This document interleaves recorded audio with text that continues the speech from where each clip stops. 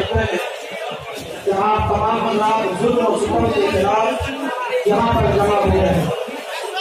लेकिन एक बात बड़ी हिम्मत और जुनून के साथ आपके दरमियान ये भी कहना है कि झारखंड में